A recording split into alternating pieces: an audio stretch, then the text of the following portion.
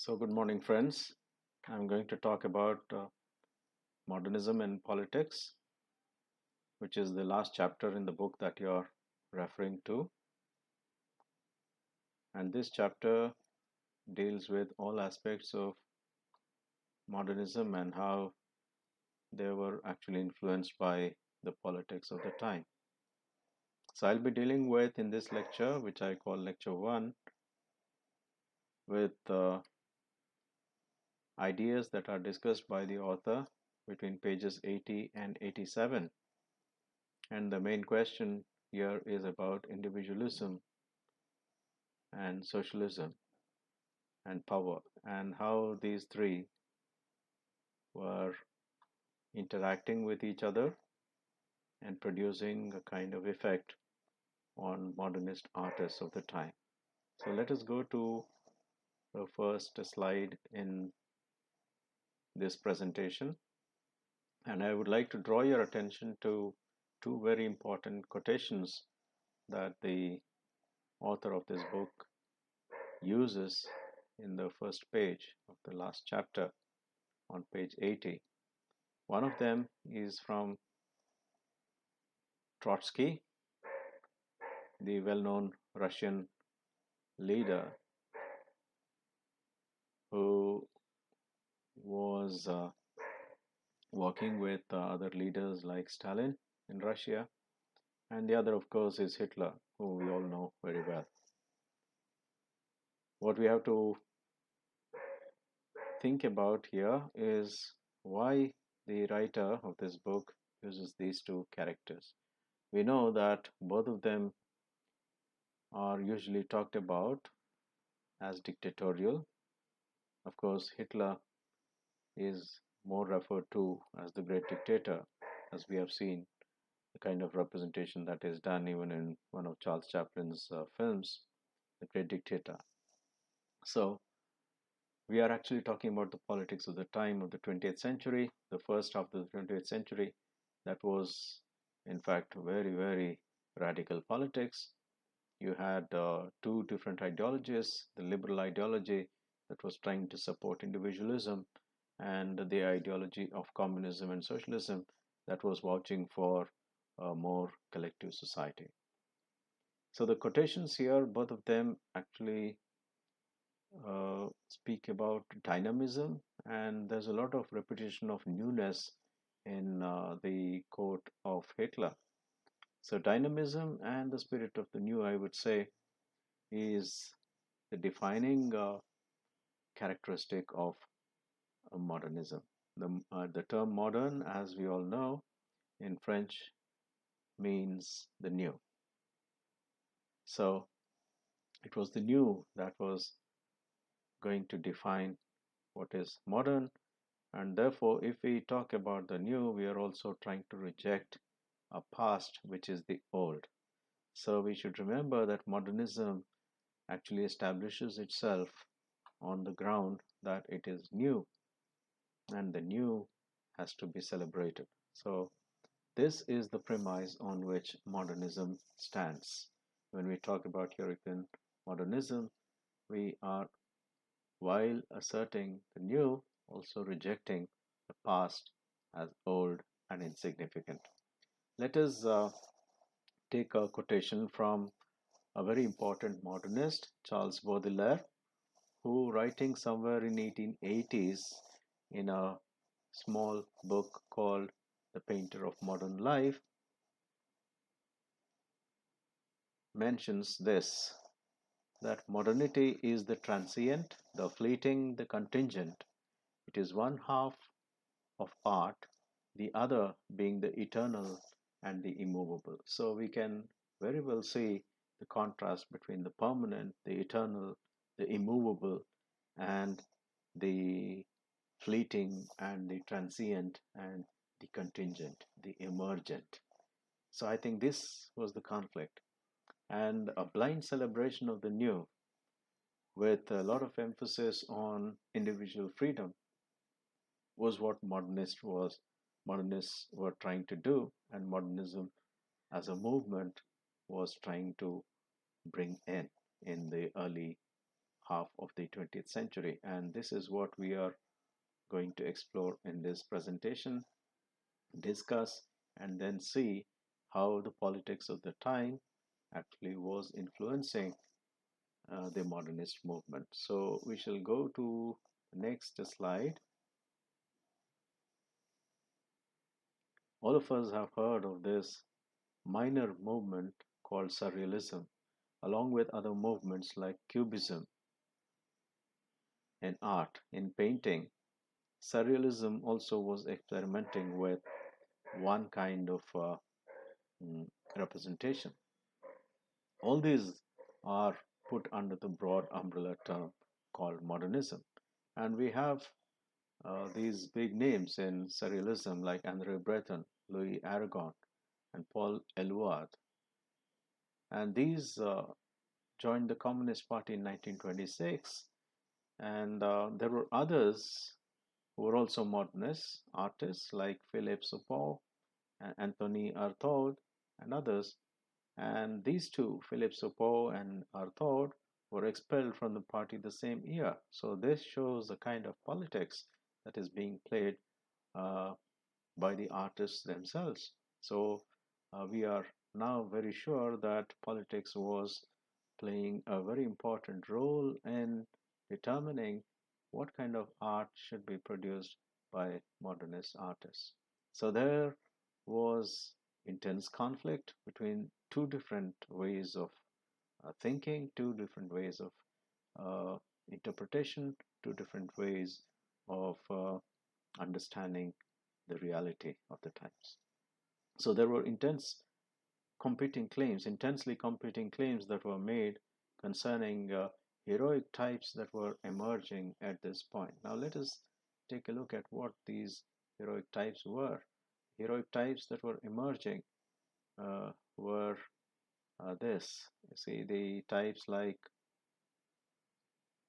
uh, the uh, hero who would emerge either in literature or in art as somebody who comes as a savior to to uh, to uh, to help others, to liberate people. So these became the dominant characters in literature and in art, and these kind of things were emerging in the politics of the time also. There was, on the one hand, a demand for a collective, a social, and this was emerging that the idea of society itself emerged with industrial revolution in the 18th century, and we are at the height of industrialism at the beginning of the 20th century. So by the end of the 19th century, there is this idea of the social that has emerged with its demand for realism and objectivity. And so the social was establishing itself as a very powerful reality, and it was challenging the individualism, the idiosyncrasy, and aesthetically inclined individualism of the surrealists who were creating a new kind of art which was more distanced from uh, as the left-oriented artists would claim. It was much more distanced from the practical everyday reality of the masses.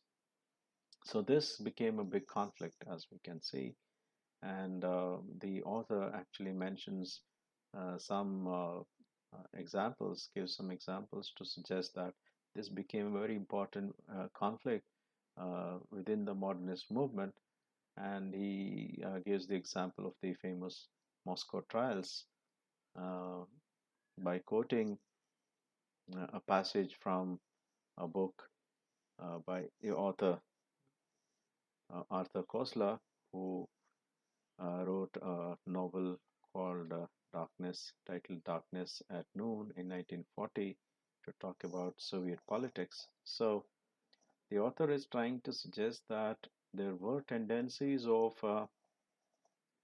authoritarianism that was emerging in Europe, particularly in Russia and Germany. So there was a very clear conflict that was emerging both in politics and also in arts of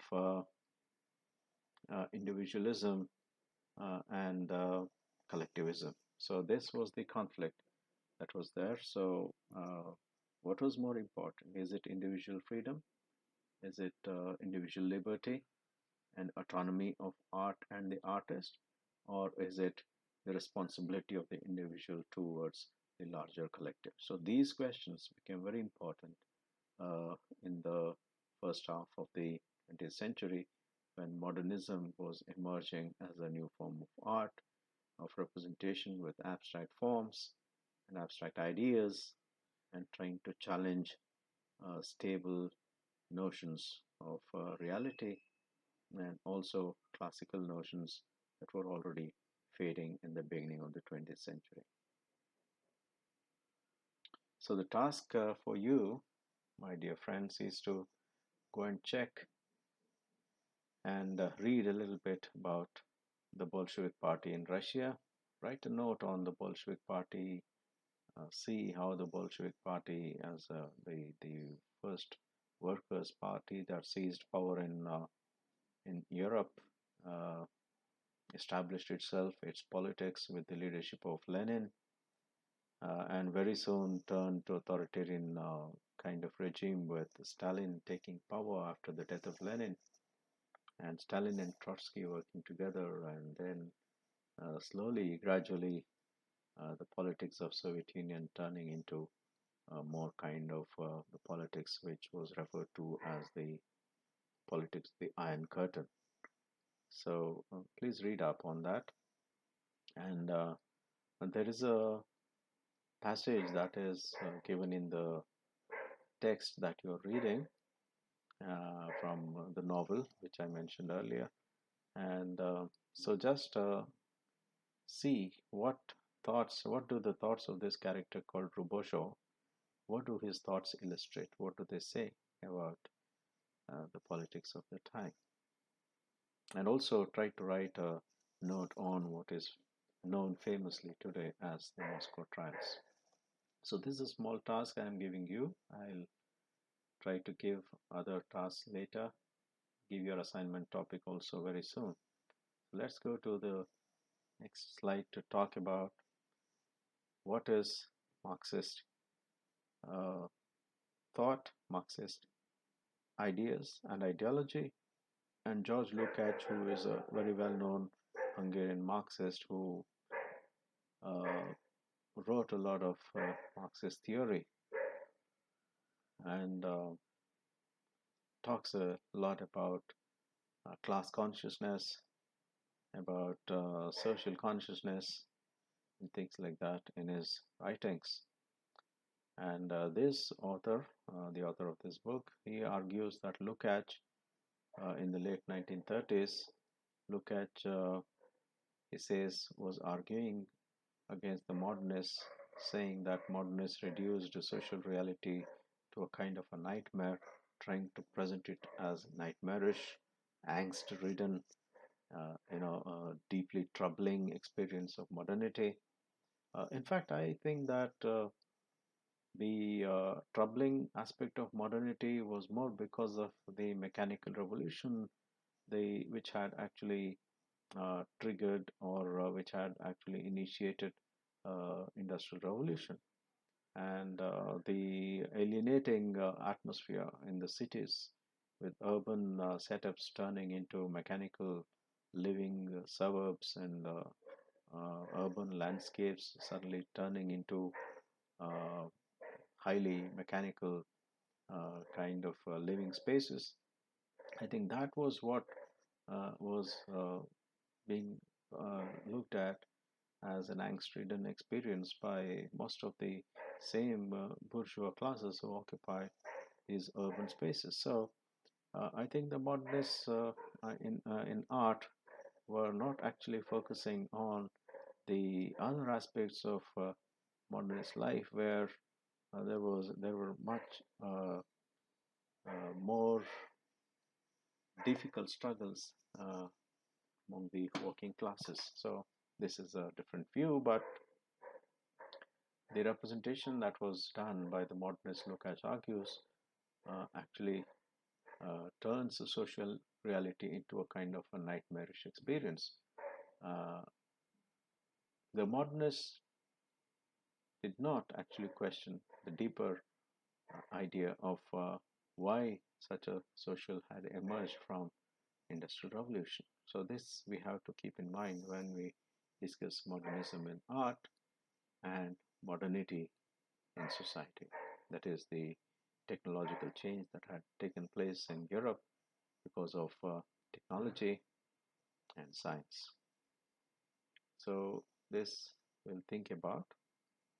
Lukács, however, said that modernists were trying to move art away from social reality. And for him, literature had a purpose. He said the objective of literature was to critically utilize this bourgeois heritage that you have got of art, the time, the luxury, sometimes the leisure time that you've got to think, to reflect, and then to produce your art.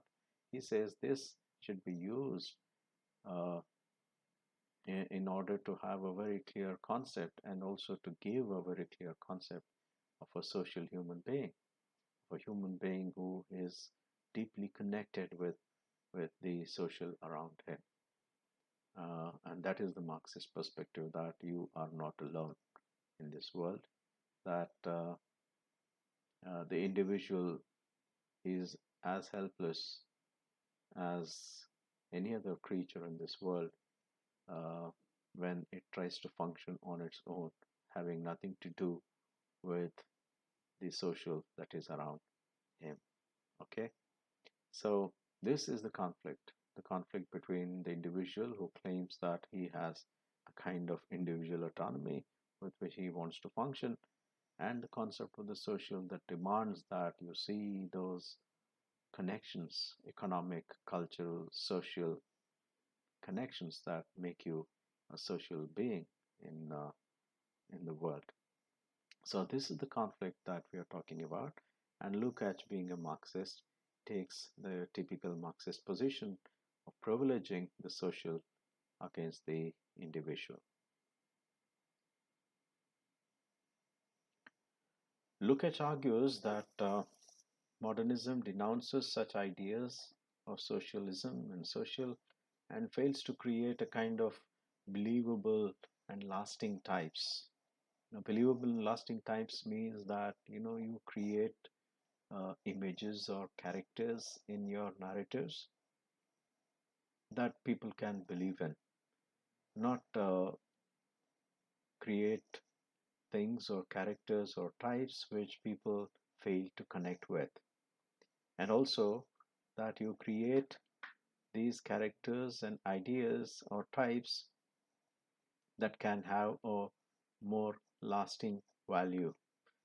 This you can probably say sometimes, if you're too much of a modernist who would like to believe in change as the only essence of life, you may say that there is nothing that can be permanent, and so there's nothing that you can talk about at last as lasting.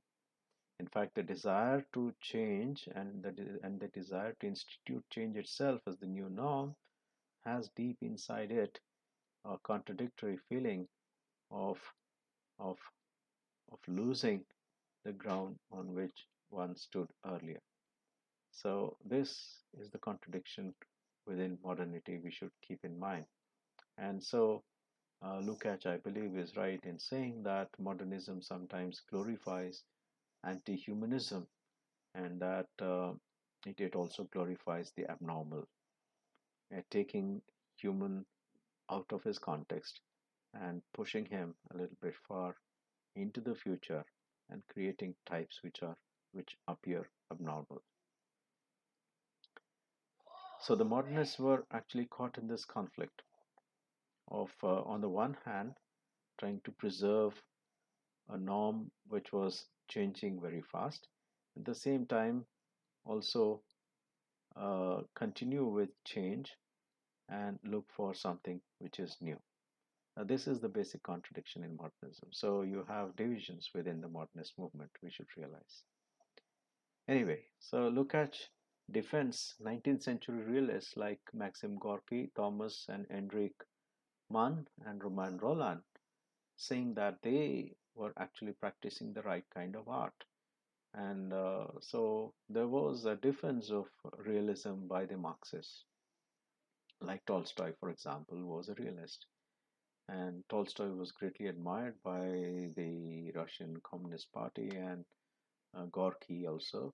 And so these writers were considered to be very progressive and true to the kind of representational narratives and representational forms that they were trying to use in their art, in their stories, in their narratives.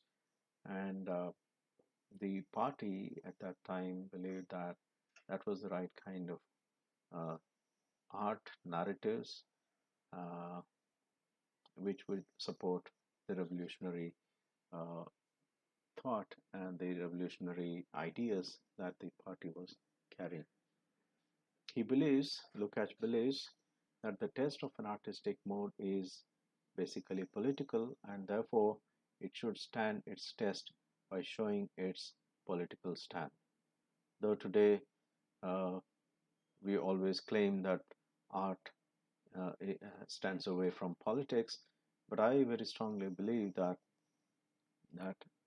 the that every action and uh, every statement that is made by critical thinkers in the public sphere is a political act.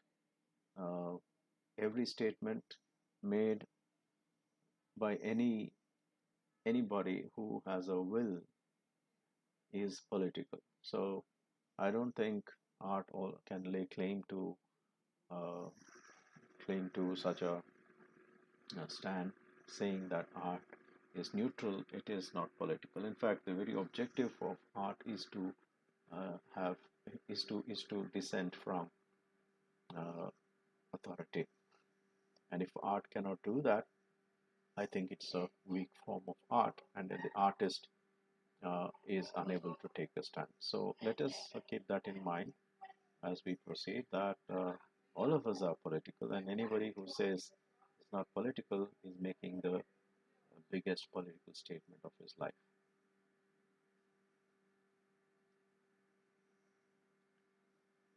We all know that Marxists believed in history that is progressive, that history progresses from time to time, and it is linear and progressive, though not teleological, moving towards a definitive end. And arts also, Marxists believed, had a progressive trend, and so, therefore change itself per se was not negated by Marxists.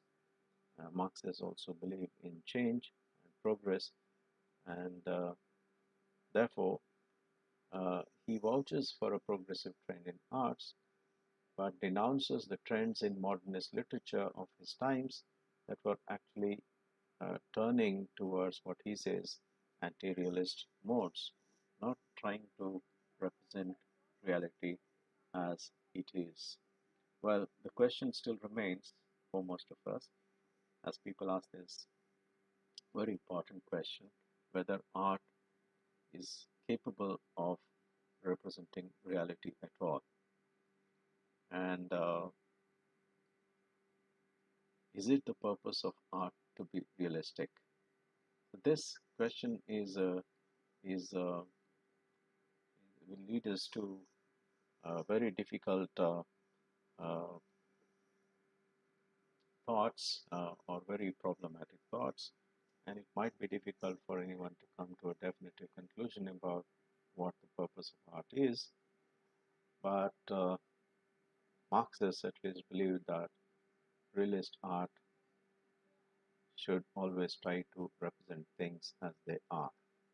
In that sense, I think we can take the example of photography, for example, where the camera and the photographic art can claim to be the real picture of what the camera lens captures.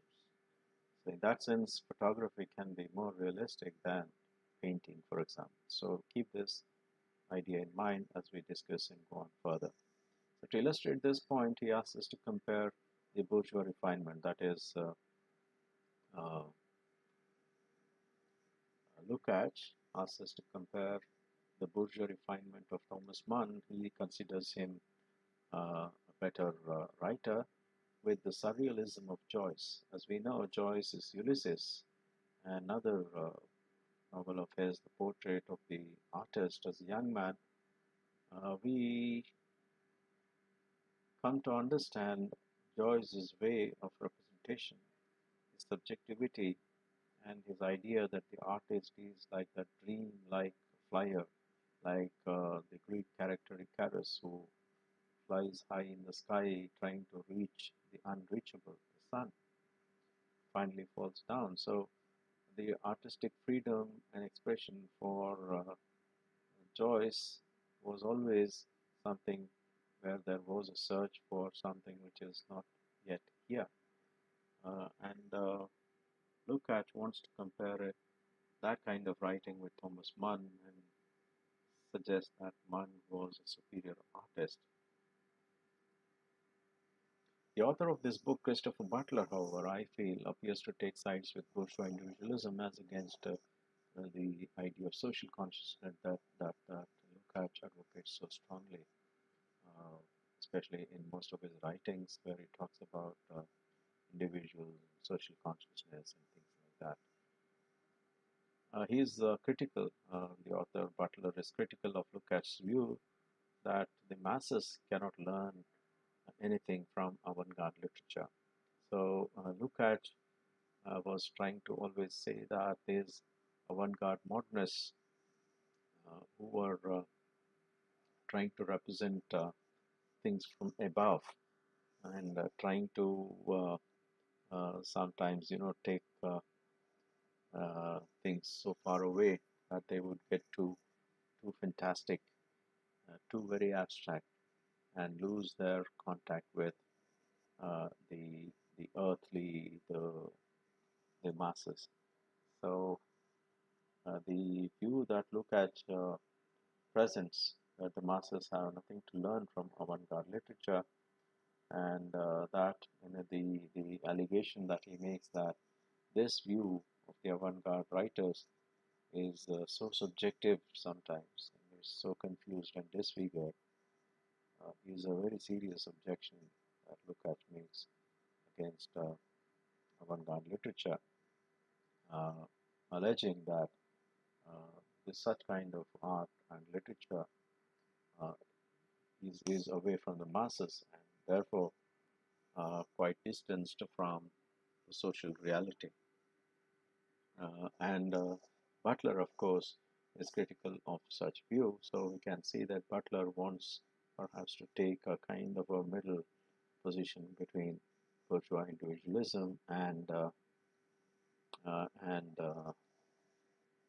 Marxist social uh, ideas. Butler also quotes Lukács to argue why Lukács appreciates Gorky, Overman, Roland, and Mann and praises them so sky high, and what is the reason? And he goes on to suggest that that is because he finds in these people rooted in the soil to which they belong. Like Gorky was rooted in the Russian soil and was there with the Russian people, identified himself with the Russian masses. And similarly, Roland, the French writer, also was with his people, and the German writer Thomas Mann was again deeply connected with the people of his nation, and so this connection with the people, with the masses, with the social, was able to make them write and think the way they did. And this is how looks at these writers. And Butler thinks that this is the reason why Lukács praises them sky high. So we have to understand the nuances of these statements, the underlying presumptions, and the politics of the writer of this book, who is trying to take a stand of his own, trying to say that you know all ideologies, especially left-oriented ideologies, might take art towards a kind of propagandist art. This is the common allegation that is made against left-oriented artists, that they try to turn art into a kind of propaganda. So we have to keep that in mind. Butler also suggests that Nazi totalitarianism, therefore, is no different from Soviet-style authoritarianism. I would like to disagree with this because I think that the party that was heading the state in Germany, the Nazi party that came to power slowly, gradually captured power in Germany, and then Hitler rose to such stupendous heights that he became the most powerful leader of Germany. And we know history of Germany. And the party that he belonged to was a Social Democratic Party, and it claimed itself to be practicing kind of democracy. But unfortunately, in the Soviet context, however, the party which was initially led perhaps with the idea of a socialist democracy with Lenin at the head, gradually turned to a different type of an authoritarian regime after the death of Lenin and with the rise of Stalin and Trotsky. So these are two different histories, two different nations. And so I don't think that you can uh, equate the ideologies that were behind the running of those states, because in any case, party politics and uh, party ideologies can be different, and the way uh, parties function in either democracies or typical one-party systems in communist states, how it actually affects individual freedoms, that is a debatable thing that we can always debate for a long time. Anyway, I think Butler is trying to equate both these regimes in Germany and Russia at that time. So let's keep it at that and move on. Some cultural theorists also, like Kaufman, argue that the great secular movement of cultural individualism, which began in the 1880s, uh, it continued till 1960s and had a big influence on the liberal movement that started around 1960s post World War II. As we all know, the 1960s is known for a change in European politics, especially in France, with the students and workers' movements that was finally quelled in 1960-66. And that was the end of political movements in Europe and a decisive turn towards more liberal democratic politics. Finally, which ended with the collapse of the Soviet Union, East European countries, and the bringing down of the Berlin Wall in 1989, if I'm right. So the secular movement of cultural individualism was what brought in modernist tendencies also. This is one of the arguments by cultural theorists like Kaufman. Even among the avant-garde modernists, there were both these groups, the leftists and the liberals. So we should not take the modernists as only liberals. There were always all these different kinds of people within the larger modernist movement. By 1930s, therefore, there was this serious dilemma because there were these conflicting positions of art and the purpose of art. Some were contesting, some were arguing for a more liberal, autonomous art that need not bother about its social commitments, and there were others who were always insisted that art should have a political purpose, should have uh, some kind of an ideology, some kind of an idea and thought that that gels well or that resonates with the aspirations of the people, collectives.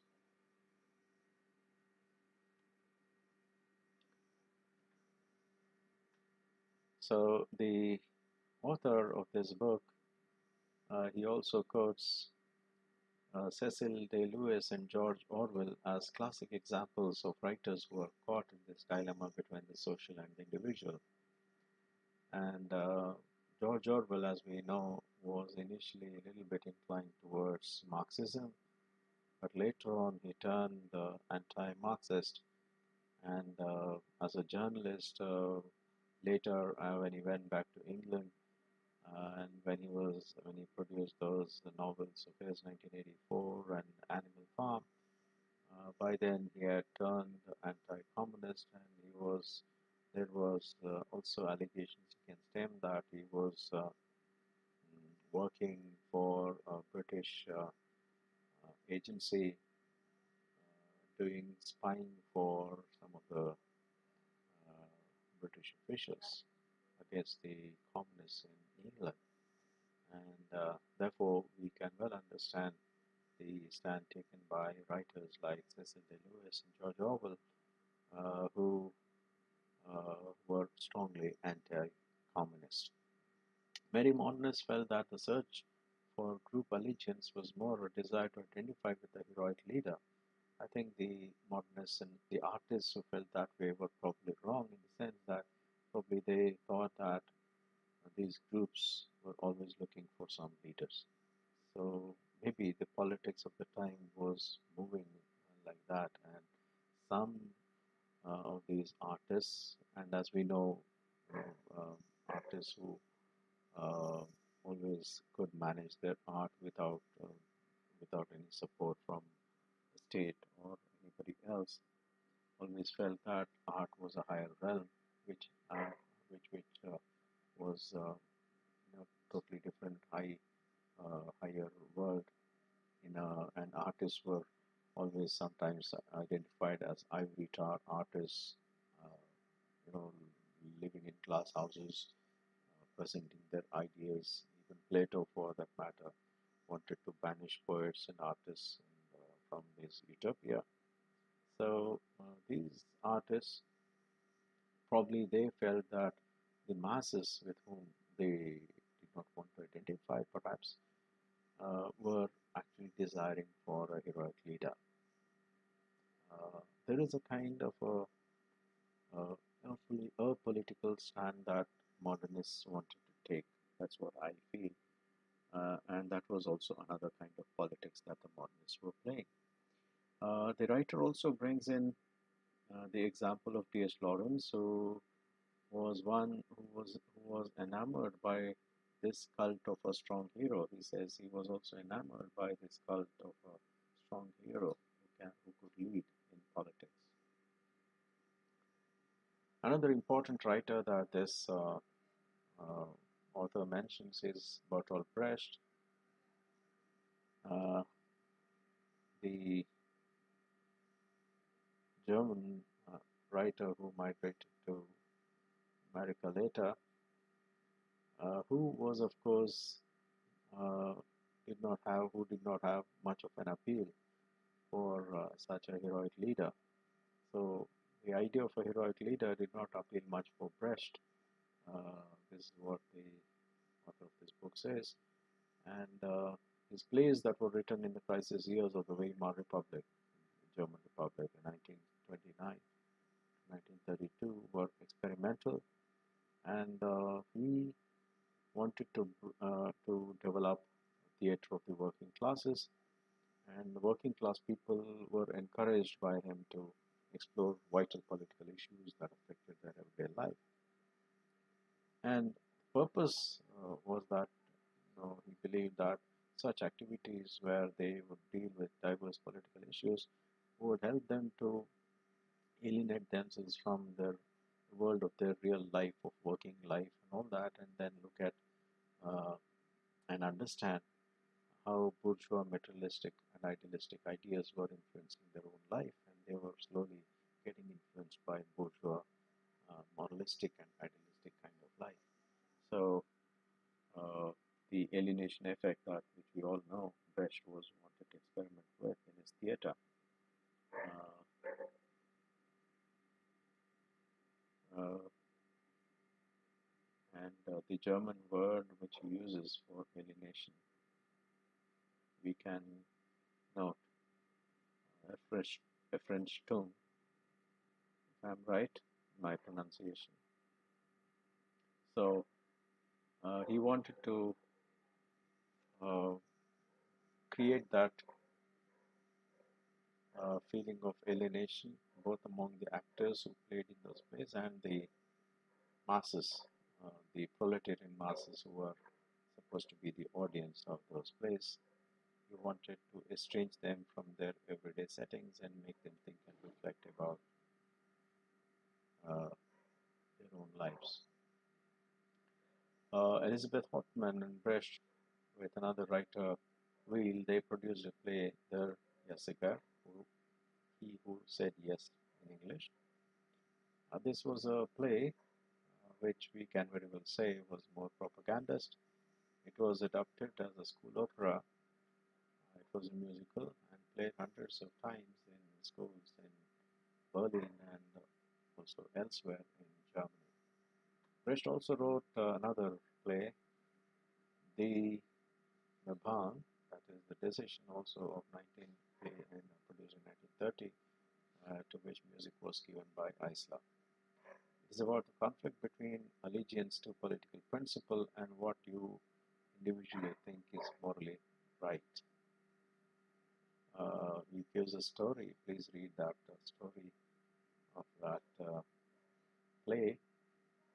I think it's about those four young people who are trekking on a mountain, and one of them has to be so sick that he has to be sacrificed so that the rest of them carry on from their journey.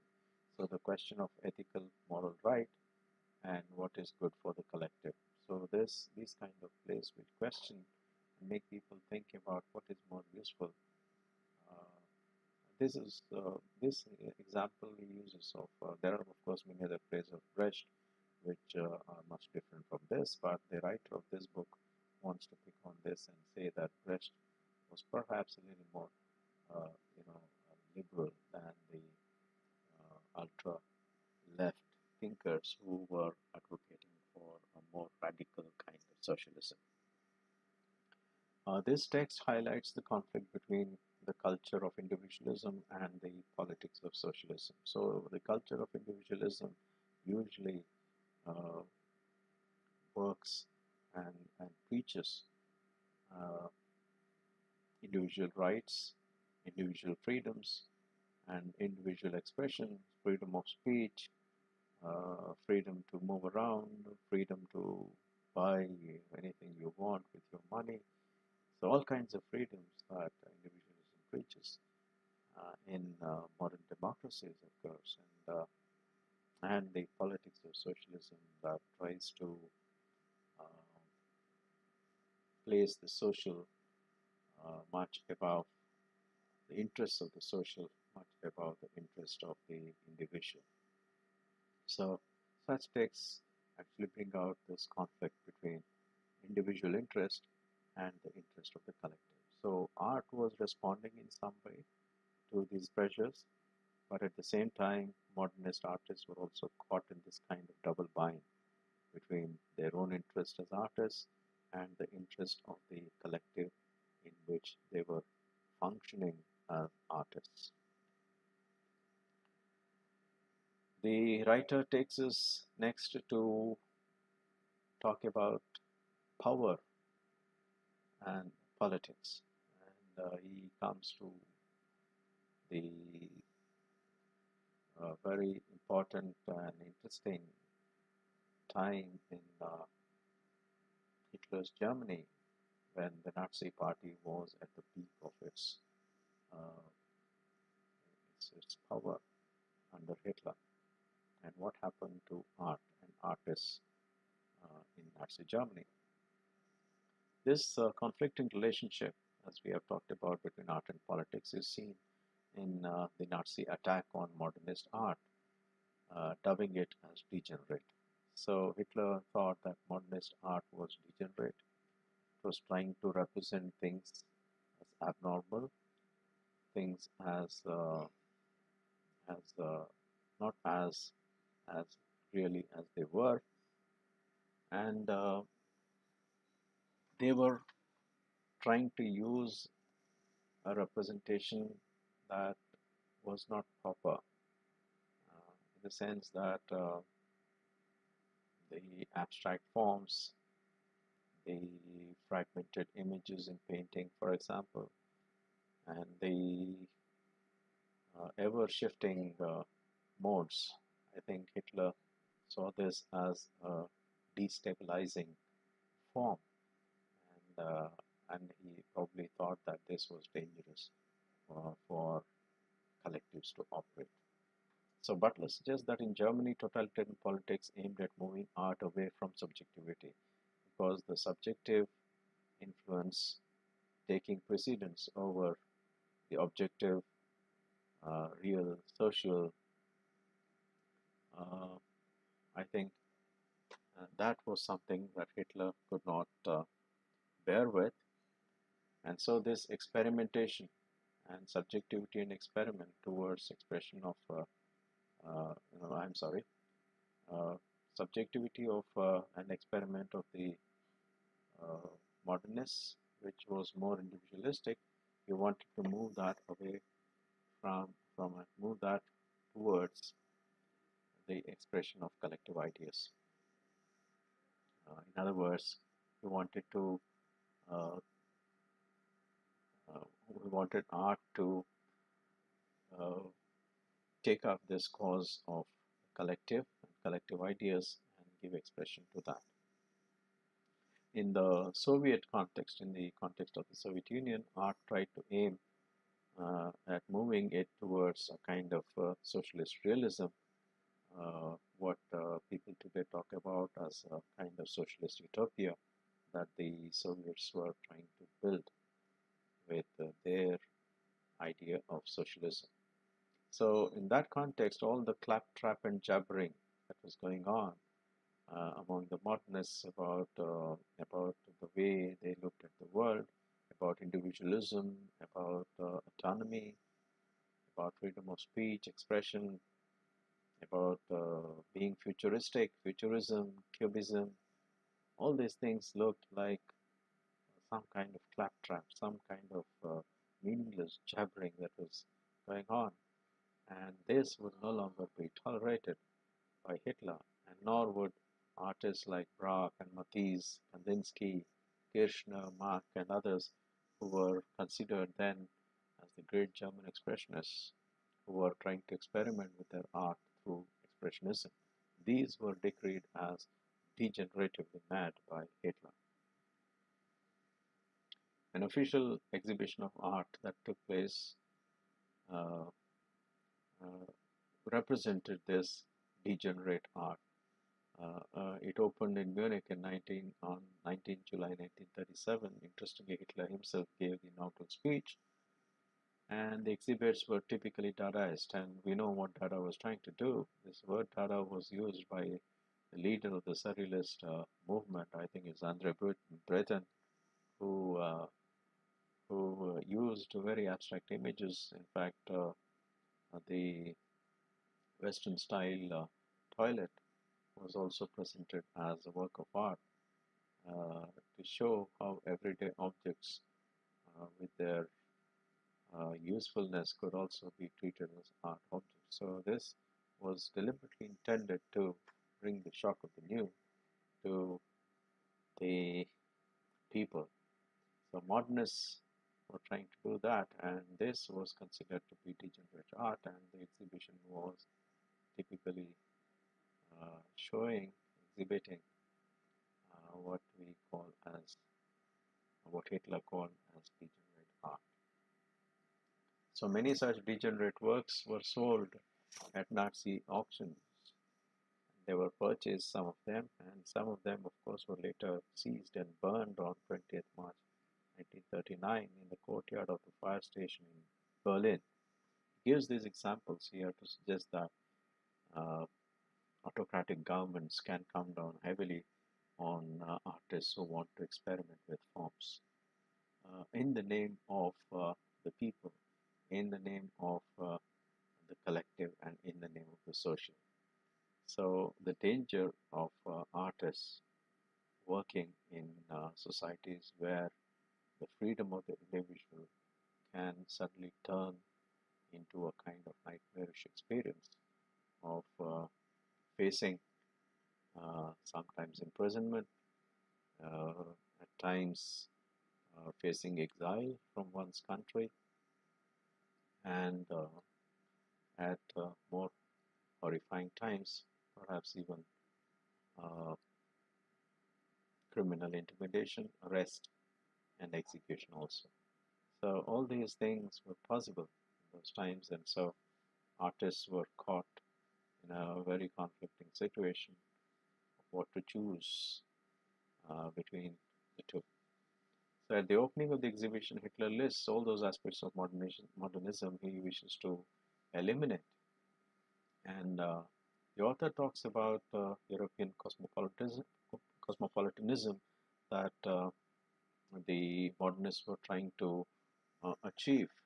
I am a little bit confused about what cosmopolitanism he is talking about, but I try to understand it as modernism moving perhaps in the right direction, trying to use that autonomy of the artist to experiment and trying to build a kind of European cosmopolitanism, of a kind of one universal European standard.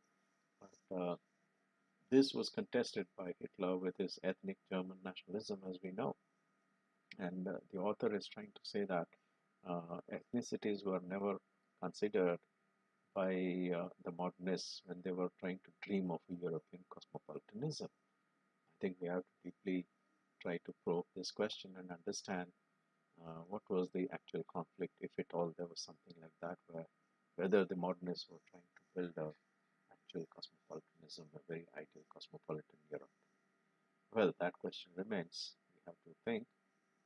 Anyway, so the restless experimentalism uh, was the second thing, where you had so many smaller movements under modernism like futurism, cubism, and all kinds of isms that emerged, Dadaism also perhaps, that Hitler wants to eliminate and then bring a kind of stability with realism, which he believes only the state can uh, can help establish.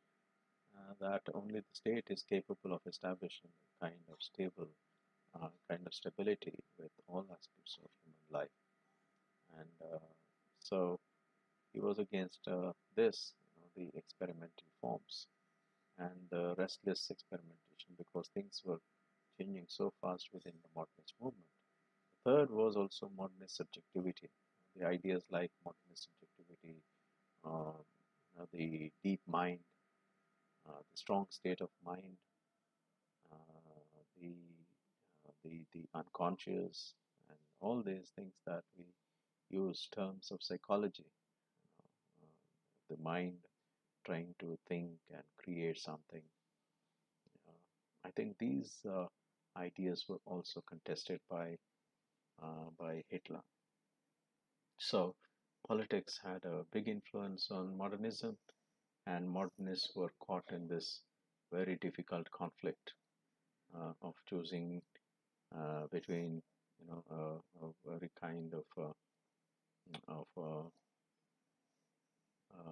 free and complete autonomous art, which would have the freedom uh, to present anything, to express anything in their art, and at the same time, the pressures that were coming from the larger social outside, the demands of the social in politics, and therefore I think it was a very, very difficult time where socialism in politics was trying to determine many aspects of life in Europe. So it was a question of a choice, difficult choice between individual freedom, between individual interest and the interests of the collective. So this problem persists, and modernists uh, had to either make a compromise and continue, or perhaps then decide whether they want to continue, they want to change their art practice and do something different, perhaps radically different, or make a political compromise. So these were the questions that troubled artists in the beginning of the 20th century. In my next lecture, I'll continue from where I leave you. Thank you.